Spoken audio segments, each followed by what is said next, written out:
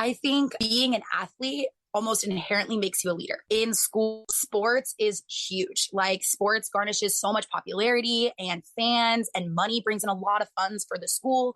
I remember at MA in particular, at every home game we had, our like stands were packed. It was just an incredible feeling. But because of this, everybody kind of knows who you are. If you're playing on a varsity team, like everybody knows that, and they kind of defer to athletes a lot.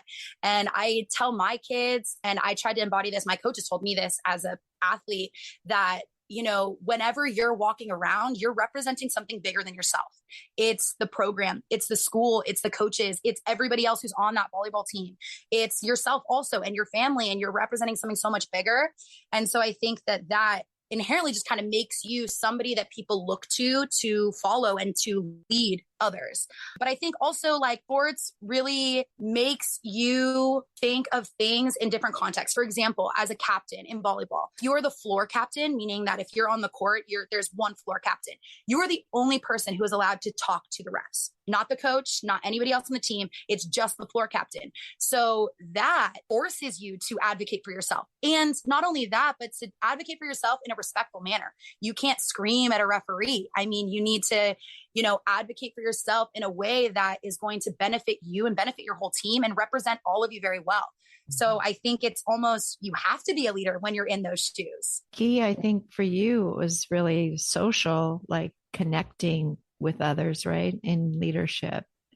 Yeah, I think it taught me a lot of really valuable lessons. Like I agree with Katie, where I think when you're an athlete, you are a leader, especially in high school. I feel like it's a really good way to practice leadership. I heard a quote recently that really made me think that a great leader is one that adapts to their team, and it's not the other way around.